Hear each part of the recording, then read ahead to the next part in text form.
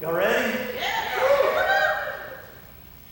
We started this talk last week that's going to continue for a while, and hopefully the conversation will go on as you have things revealed and shown to you in your story and in our story. The series is called The Story of Us, and what we're talking about is we're going through the stories of the Bible, and we're looking at how these stories somehow become the story of us.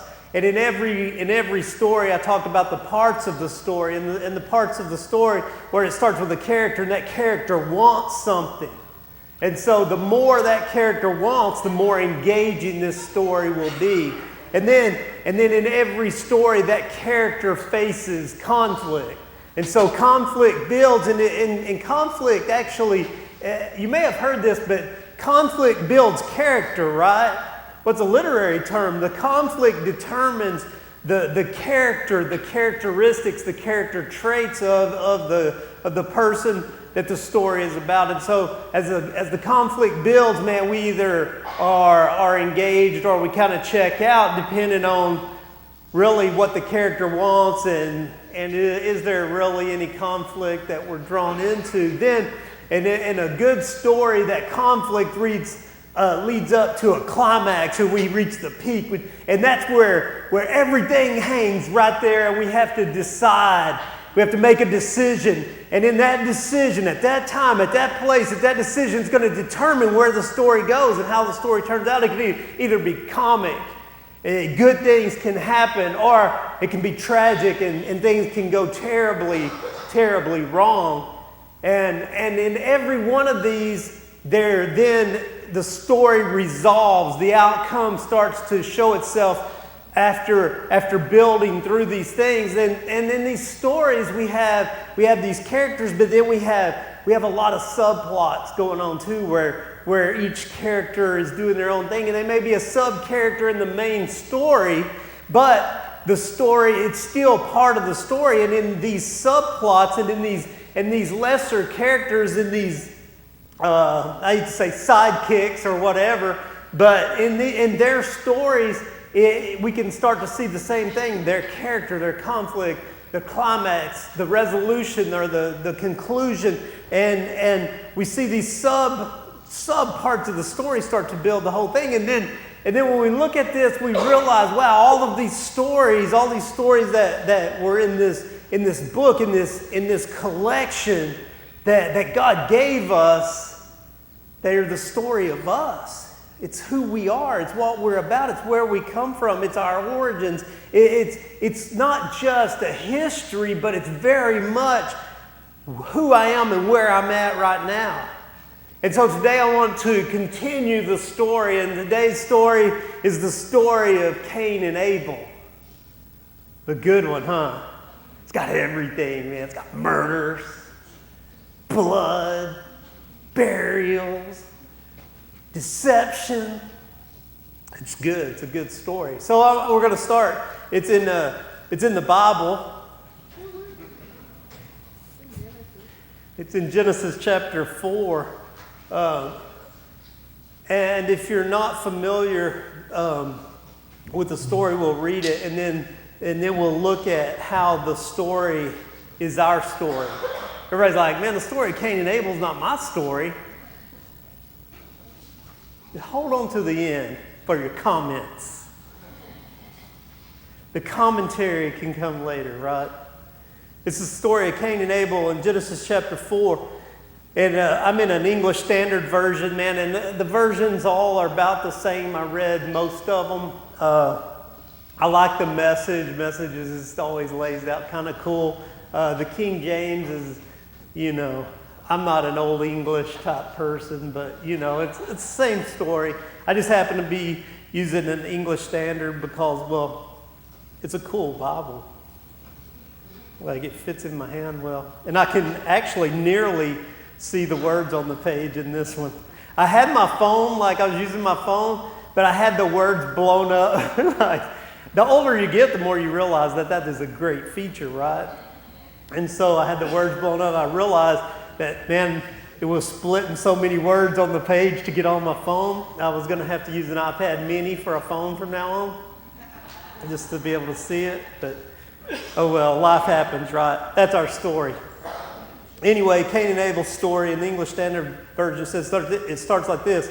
Now Adam knew Eve, his wife. You like knew her. Knew her. And she conceived and bore Cain, saying, I have gotten a man with the help of the Lord. When I read that, I was like, man, now I've seen some big babies, but I've never seen a baby born. I go, I have a man. Like, this must have been one wild child, right? I mean, he's born like, I have a man. And really all it means is that she gave birth to a son. So she said, I have had a man with the help of the Lord. And again, she bore his brother Abel. Now, Abel was a keeper of sheep, and Cain a worker of the ground. So you have a farmer and a rancher. That's Texas. You have a farmer and a rancher. You have one who farms. You have one who plants and sows and reaps, and one who has livestock and animals. Okay, and so Cain and Abel, they're a farmer and a rancher. And in verse 3 it says, in the course of time, Cain brought to the Lord an offering of the fruit of the ground. And Abel also brought the firstborn of his flock and of their fat portions. Okay, now I've heard this message preached, and this is the old preacher thing, right? And it says, Cain brought the Lord. What was it? Let me be specific. He says, in time, Cain brought the Lord an offering, and Abel also brought the firstborn of his flocks. And I've heard this message like, well, Abel brought his best, and Cain just brought fruit from his crops. But see, that only works in English.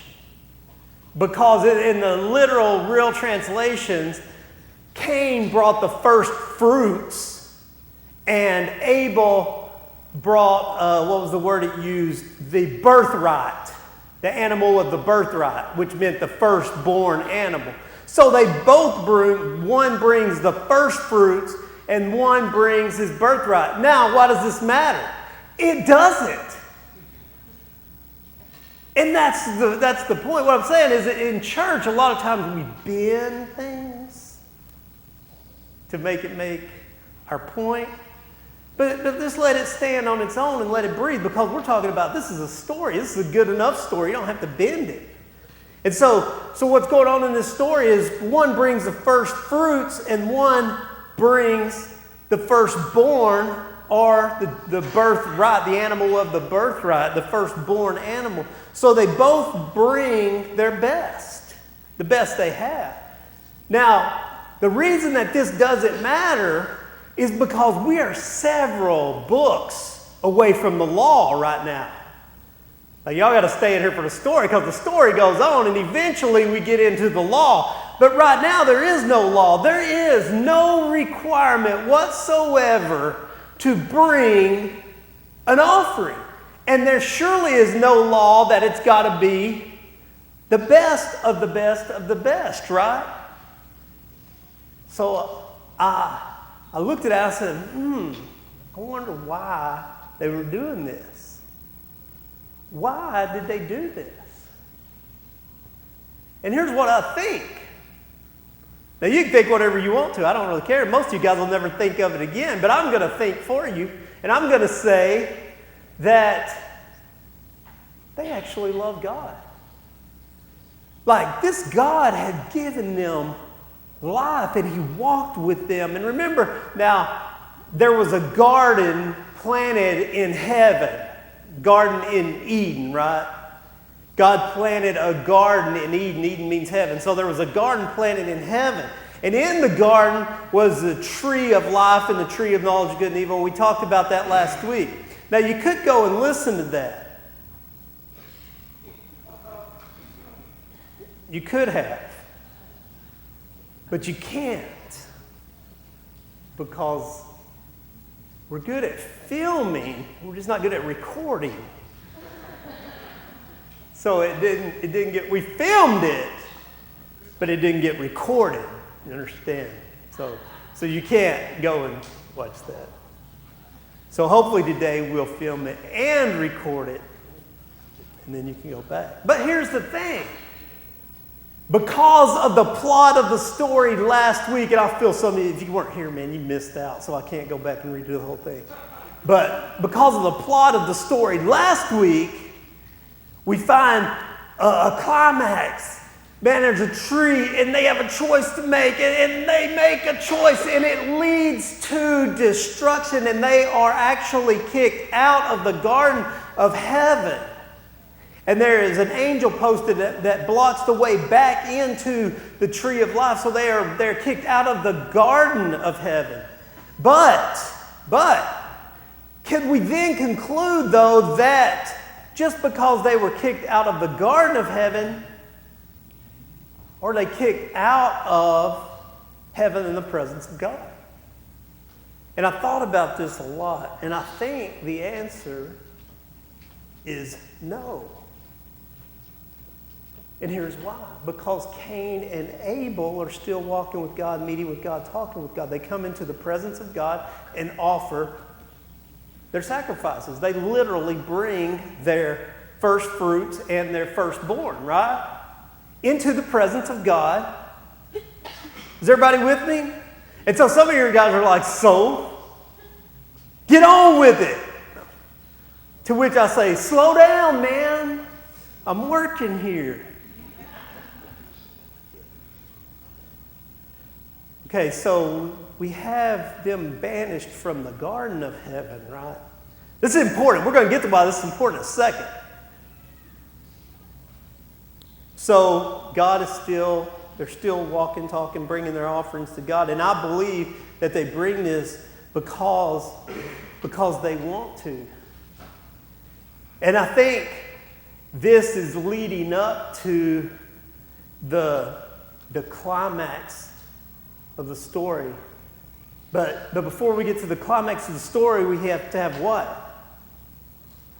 Conflict, man. We got to build some conflict because you're losing me. I'm losing interest already, right? So I need some conflict. Well, here's what happens. Because, let's face it, a farmer or rancher bring a couple of apples and goats to God. Yeah. I mean, not much of a story, right? I'm out, man. I'm like already on my phone, whatever, not paying attention. But listen, now as it starts to build, it starts to get intense. It says this, verse 4, Abel also brought the firstborn of his flock and a fatted portion.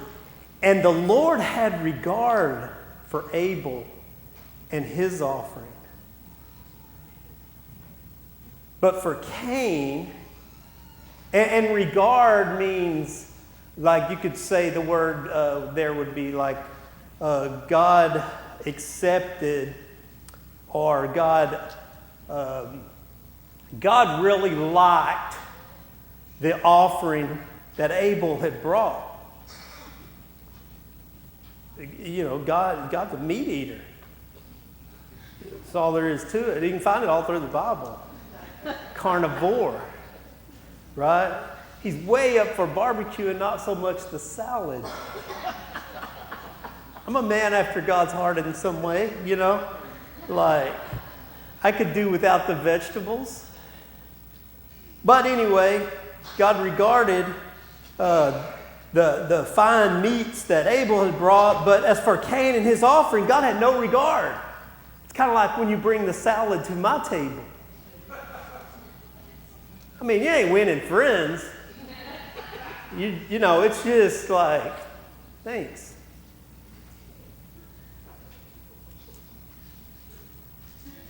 Man, it's Bible is my story. It's your story? Story of us, right?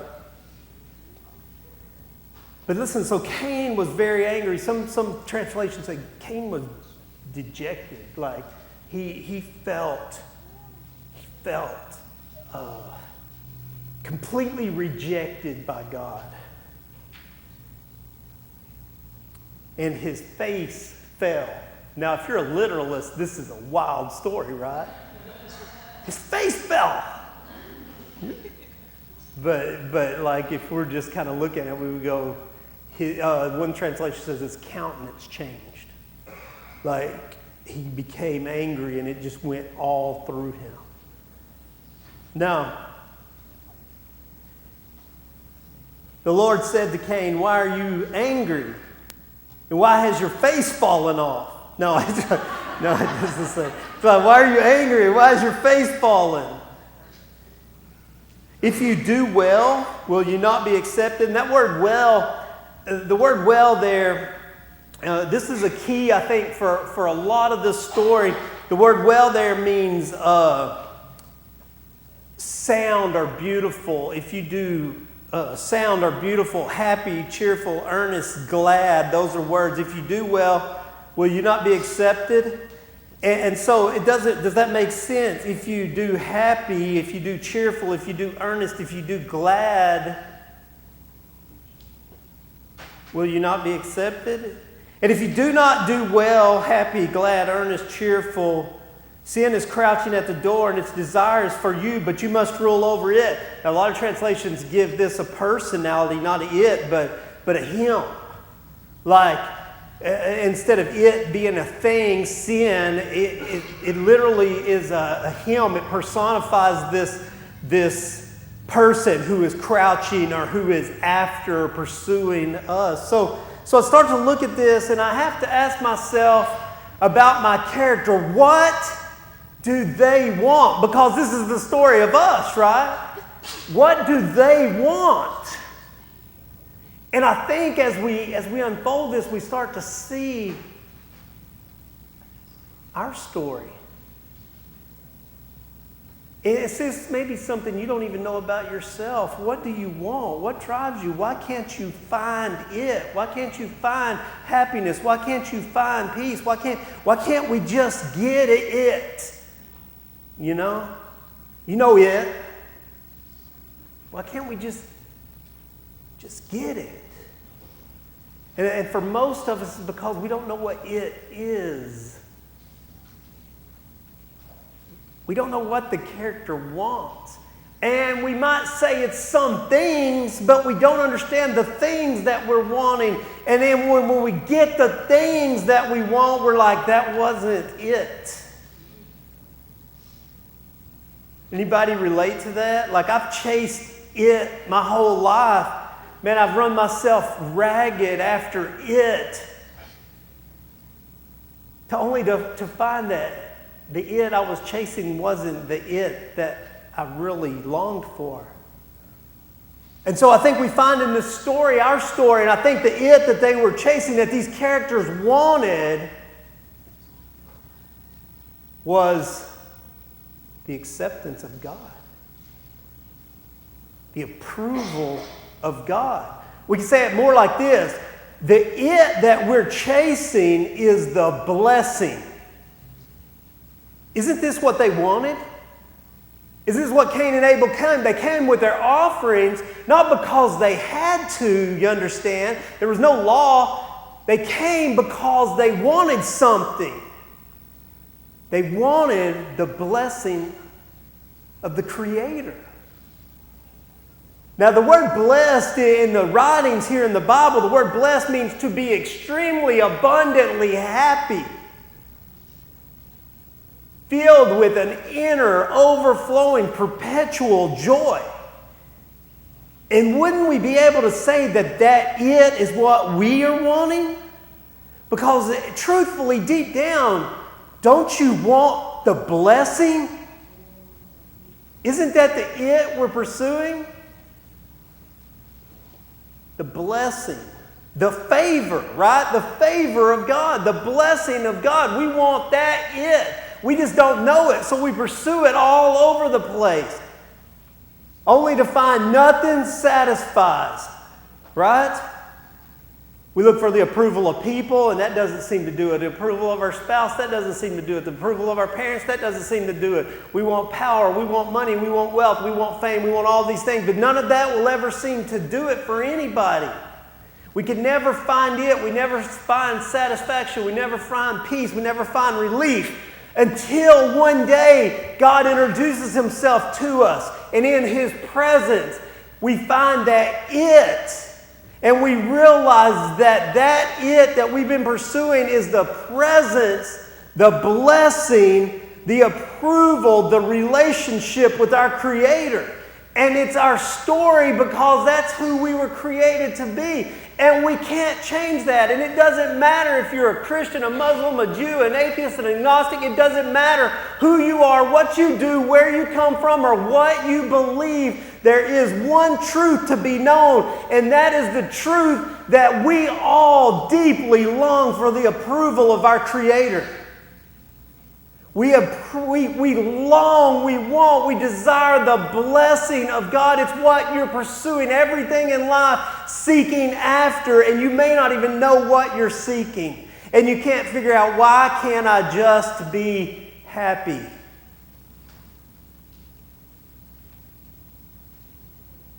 Why can't I just be happy? And this is the story of Cain and Abel. As they bring their offering, it's to receive the blessing. But see, the key here is this word that we find, that if you do well, you will receive the blessing. And when we looked at that word, remember what that word meant. Happy, cheerful, earnest. So they both brought their first fruits. They both brought their best, right? This story has nothing to do with what they brought. This story is about them. It's not what you bring. It's how you bring it. See, this story is not about what they brought. It's about how they brought it. This writer in the New Testament, his name's Paul, and in 2 Corinthians, he's writing this letter to his church of Corinthians, 2 Corinthians 9:7, he's talking to him about giving, and he says that you should determine what to give in your heart, and then you should bring what you've decided in your heart, because he finishes that statement with this, because God loves a cheerful giver. God loves a cheerful giver.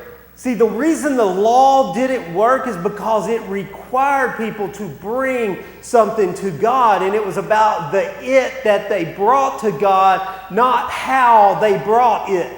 And we'll see throughout the whole story that this is where the nation of Israel continues to get off. They obey the function of the law, but they miss the point of it. And so the whole story gets messed up, but I'm getting ahead of myself. So what they've done is, one brings his first fruits with joy and gladness, and he's happy to give it, and the other one comes sad that he's given up his first, his best. Even though he wants God's approval, he's not real sure about giving up his best, or he's just not that into it. God wants us to come before Him with our first fruits happy, because it's not about what we give, but how we give it. And so God accepts and blesses one, but tells the other one, what's the point? What good is your sacrifice? Anybody ever been there? I've done all of this work, and what good is it? I have nothing to show for it. I don't feel the blessing. I give, I just don't feel the blessing. So he got angry. How many guys have ever been rejected? I hate being rejected. And there's something inside of us, and it's because this is our story. This is my story and your story, that something inside of us needs to be accepted. And to be rejected does something to us, and it changes. It makes our faces fall off. That's what it said in the Bible, it makes your face fall. When you get rejected, does it not make your face fall? Man, I got one of my daughters, Ella, she's 10. And man, when you get on to her or when you tell her she's done wrong, she's like this. Like her face falls off. And this is our story. This is what happens. And this is what we deal with when we deal with rejection. And God's not rejecting. He's not quitting. He's not saying, you're no good, you're worthless. He said, look, come with a different heart, a different attitude. You want the blessing, then come with joy into relationship with me. I'm not going to force you into relationship with me. I'm not going to force you to come into my presence. Come with joy. Come with thanksgiving in your heart. And then you'll receive the blessing. Then you'll receive the favor of God. That's made Cain like ticked off. Anybody? Like when you get rejected, I mean, you guys, like I know generally we all control our anger pretty well, right?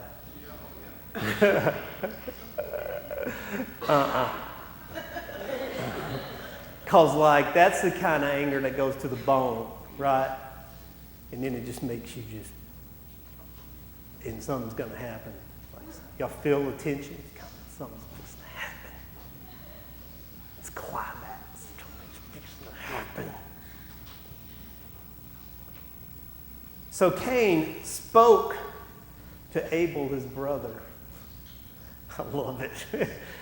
I speak to my kids sometimes. He spoke to his brother. And when they were in the field, Cain rose up to his brother Abel and he killed him. I think this was a harsh speaking to. Like, okay, this could have gone either way, man. Abel could have said, like in the conflict of this, like, man, I didn't get it. I didn't come with my best, but I'm going to go back. And we all do this, right? I'm going to go back and I'm going to do my best this time. That's what we all do?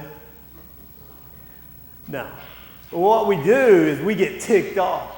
I'll show you my best. Right? And then we're off. We're set off. And then we go kill some Abels, right? How many of you guys killed some Abels? Like, we all kill Abels. This is our story. Oh, we go out and we talk and then we kill. We kill Abel. And so the decision he made in the climax, man, the decision he made changed the story in a big way for Abel, right? But for Cain, it changed the story. He was at a decision point. What do I do here? I know. I'll get rid of the problem. Now look at this in our story, man. Maybe it's not a person. Maybe it's something that you've done. Maybe it's something you built, something you thought was great, something that was awesome that you did in your own power that wasn't the will of God. And all of a sudden, man, you built this thing and you bring it to God and He rejects you. And what do, man? You go kill that thing. Right? You kill it, or you kill whatever you think is the problem, or here's the way it really looks. Man, your buddy at work got a promotion. Oh, he got favor and I didn't. Let's go talk. When somebody says, let's go out in the field and talk, beware. Right? They're trying to pull an Abel on you. He's trying to turn you into Abel. He's going to Cain you. Go on the field and talk. And what do, man? Is this not our world? We don't get the approval we want, so we kill and destroy everything around us. Anybody who steps up, you know who's the most hated person in America? The most blessed. Thank God it don't work like that in the church. No.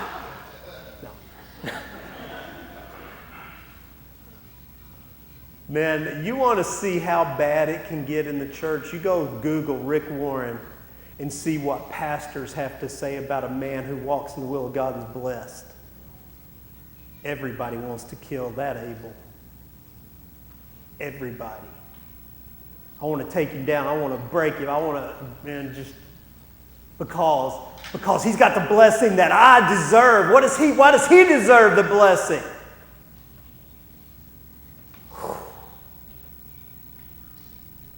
I've worked hard.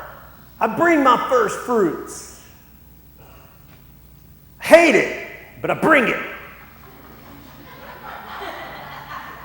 And I deserve the blessing. Hey man, I do it. I mean, I don't know if it's your story, but this is my story.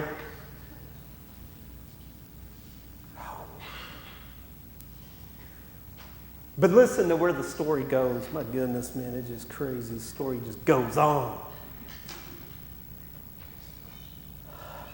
So the Lord comes to Cain and he says, "Where's your brother Abel?" Remember when he's walking with their parents? Who told you you were naked? Hey guys, what's going on? We're naked. Who told you that? Isn't it obvious? Like God playing Captain Obvious with them. Where's your brother Abel? I do not know. What am I, my brother's keeper? So now he's going to sass. Because sassing God always seems to help when you don't get what you want. Right? How many of you didn't get what you want from your parents and sassing them always helped? Right? When will they learn? I should go in there and say, "Hey, let me give you a tip, kids. If you don't get what you want, sassing is not going to get you there." It's the story of us, right? What am I, my brother's keeper? I love it. And now, everybody in the history of the world has used this line at some point. Where's your mom? What am I, my wife's keeper? Everybody's throwing that out all the time. They don't know, even non-Christians. They're like, "What am I, my brother's keeper?" They're quoting the Bible like crazy, just being spiritual.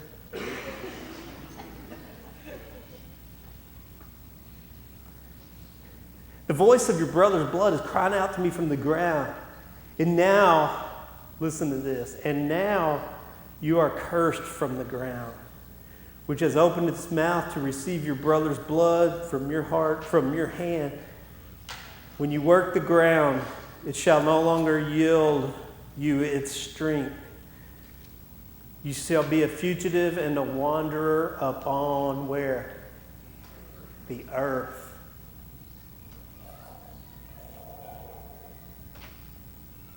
Not the conclusion we're seeking, right? Guess what happened here? Adam and Eve broke God's will, and they partook of a path, a way of living that was not the way of living God intended. And so God removes them from the Garden of Heaven, right out of the garden. But then Cain kills his brother. And the curse, our curse, the curse of humanity, is that you will wander the earth. Do you realize what happens here? I mean, back up and get the big picture. This is bigger than now you're going to have to work harder to get plants out of the ground. It's a bigger story than that. Are you getting this? What happens here is that man and God gets broken. You now will wander the earth.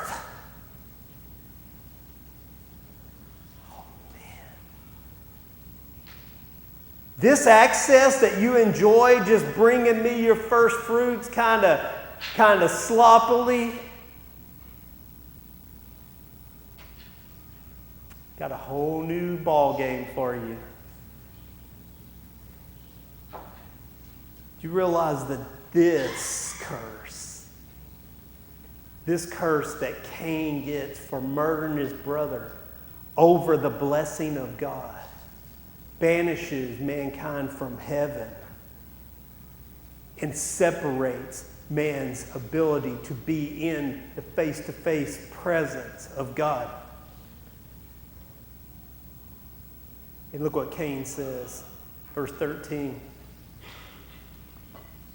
Cain says to the Lord, "My punishment is greater than I can bear.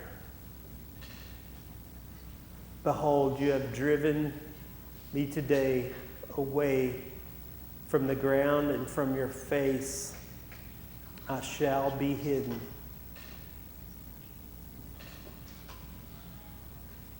You have driven me from my home, and you have driven me from your face. This is more than I can handle. See, the thing that we desire is the blessing of God, the promise of God. We want more of God, but I cannot live without your presence. I cannot live banished from you. And mankind, everything gets broken, everything gets separated. Now the story, the big story, this is subplot, right? Because the story is about God, and the cool thing is, this is more of the tension. This is what's going on because the resolve is Jesus came that we could have the presence of God, the blessing of God. This is the whole point of the cross.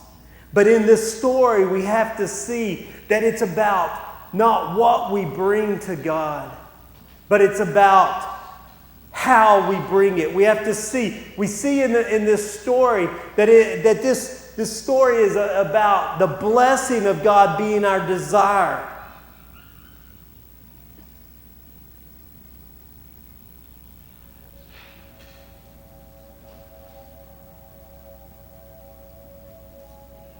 Let me ask you this, in your story, in the story of us.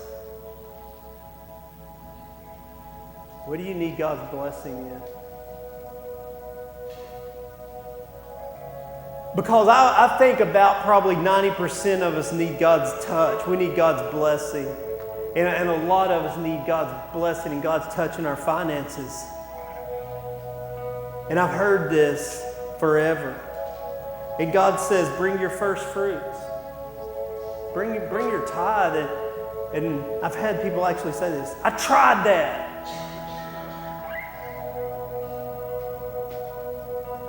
It's not what you bring, it's how you bring it.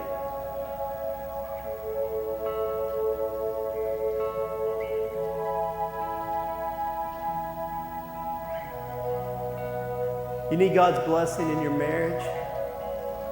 You need God's blessing in your relationships. It's not what you bring, it's how you bring it. How are you bringing it? How are you coming before God? Are you entering into God's presence with thanksgiving, with gladness, and with joy? Or are you being drugged to church?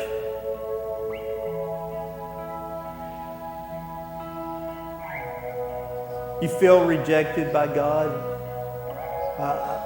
Feel like, God just doesn't care, doesn't listen? Whoa. How do you come before Him? Are you excited to be in the presence of God? Is that what we want? Do we want the blessing of God? Or do we just want everything that God can give us? We really like the magic genie God, right? The one that we rub the lamp or throw some dollars in the offering plate and say, okay, now God, do your thing. See, I have this theory that we all want heaven even if God isn't there.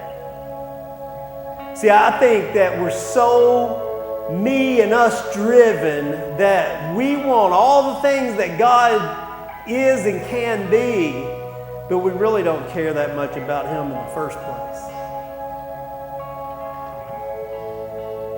Maybe that's a serious question you need to ask yourself. Do I want to go to heaven even if God wasn't there?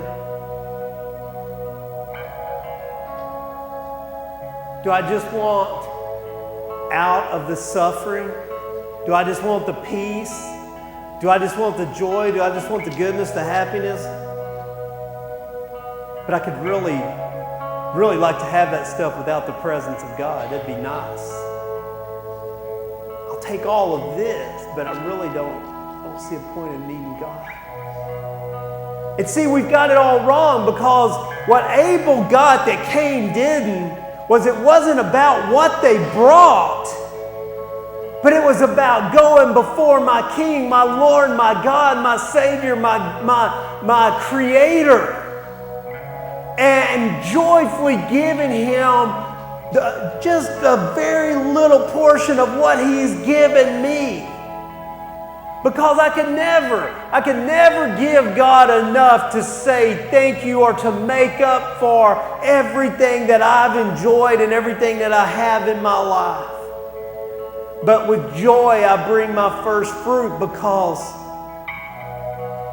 you asked for it, because you demand it, because it's a law, because it's a ritual, because then I'll get what I want. It doesn't work that way. You know how it works? When I seek the face of God. And I show up and I say, here I am with all that I am and all that I have. That I cannot live any longer in this world without your presence. That I can't take it anymore. That I can't deal with the stress and the strain. I can't deal with the brokenness, the rejection. I can't deal with the failures. I can't deal with all of these things anymore. I must have your presence. I must have your presence in my life. I need your blessing. I need your supernatural acceptance, your supernatural love, your supernatural happiness. Remember, blessing, abundantly, overly joyful. The kind that flows from within, not because it comes through things from outside.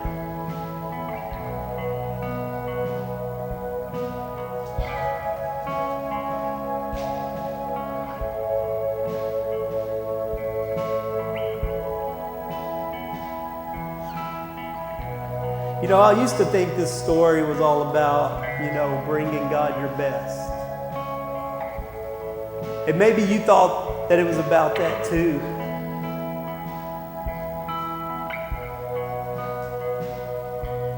But maybe it's just too easy to bring something. Anybody can bring anything. A little discipline, man, you can bring whatever, right? How many of you guys tithe but just...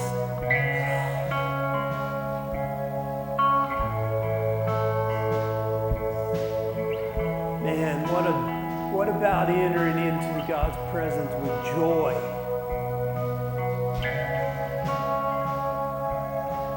Do you realize how much, how grateful and how thankful and how blessed we are, not to be able to tithe, but to have anything to give. Anything. Because we bring it to our God. And we invite His blessing into whatever area we bring and give to Him.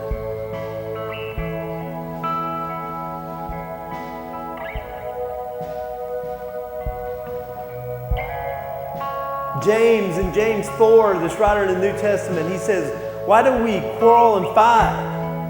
He says, because you don't have what you want and you'll kill to get it. See, it's a direct reflection of this story. It was James's story. It was the people he lived with story, but then it becomes our story. What is it you want? I need money, so I'm going to kill and take out anybody I have to get my promotion or get what I want. And when really, that'll never, ever work.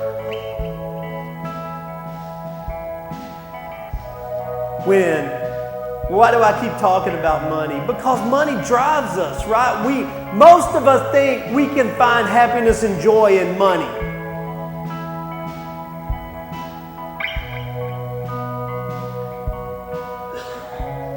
You need a job?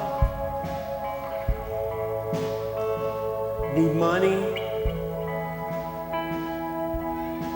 How do you give? Do you give? I mean, this is not about just giving, but about how do you give? How do you give? How do we come before God?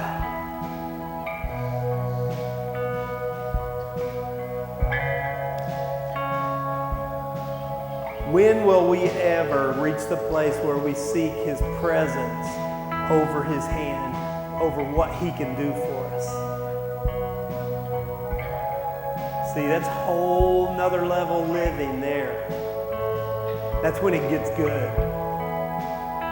And see, we've been there, do you understand? The whole point of this is that Cain's biggest problem was that he knew what it was like to live in the presence of God. And because of the decisions he made and the choices he made, man, he was cut off. And this is the story of humanity. See, we come from God. We have a longing deep inside of us. We know who God is. Instinctively, deep down, we know. And that's why Cain was like, no, my punishment is more than I can bear. I cannot live without your presence. And how many of us today say, I can't go on like this? We say the same thing, but we don't realize what we're saying. We say, I can't go on with my life falling apart. I can't go on without money. I can't go on with my marriage like this. I can't go on with my kids being crazy. But we don't realize that the problem we have is that we've been cut off. We've been removed. And God says, what does God say to Cain when he comes? He says, come back, but come back happy. Come back happy. Come back and joyful. Come back joyful into my presence. Come back. Be glad about the offering you're giving. Give it because you love it, because you're excited about it, because you want it. Be passionate and driven for it. Don't come in here with a long face. Don't come in here hanging down. Don't come in here, woe is me. We can be hurt and broken, but be so joyful that today is the day that I come back in the presence of God. And that ought to excite us. That ought to be joyful. Cain says, it's too much. I can't bear. I cannot live without your presence. I want to ask you to do this right now. I want you to just bow your heads. And I want you to close your eyes. And I want you, this is called, in Jesus, he would say, this is going into your prayer closet. It's like pulling your prayer veil up over your head. And so we close our eyes. And this is where we meet with God in the deep places in our souls. And how long has it been since you met with God in this place? How long has it been since we entered into the presence of God? And I want to ask yourself to look at your own heart, and are you joyful to meet with Him? What is He asking of you? What is He talking to you about? What does He want from you? Maybe some of you guys have just been living for yourself, and you're like, you've never really gave your life to God. Like you want what I'm talking about, and you may have said recently, maybe it's on the tip of your lips before when you were coming in here today, that God, I cannot go on like this. I remember that place for me. I said, God, kill me or change me, but I've got to have some relief. Take me out, kill me, or make me different. And I was born into a new and different person. I was completely and forever changed. And maybe it's that time today for you. Maybe this is the place. Maybe this is the time. Maybe right now you're meeting with God. Maybe for the first time or the first time in a long time. But you're at that place where something's got to give. Something's got to change.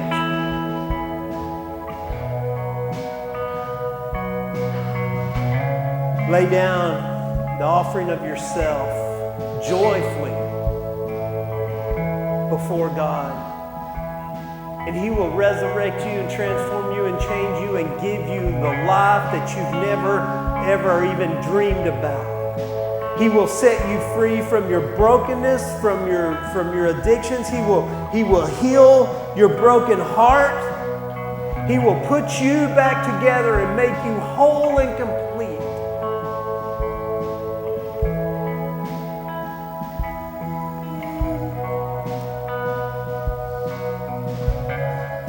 You cannot go on without His presence.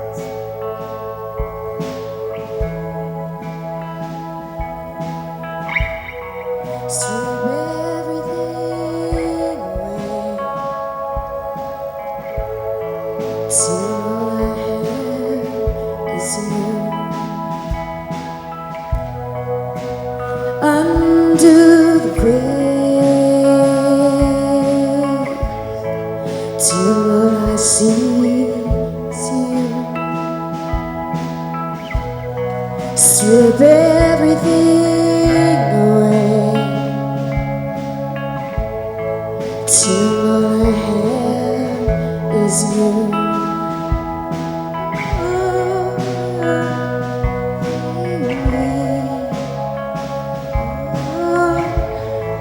Till all I see is you.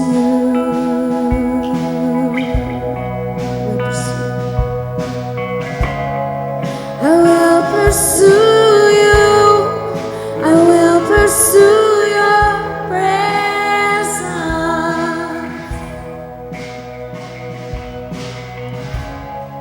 I will pursue you. I will pursue your presence. Strip everything away till all I have is you. Undo the veil till all I see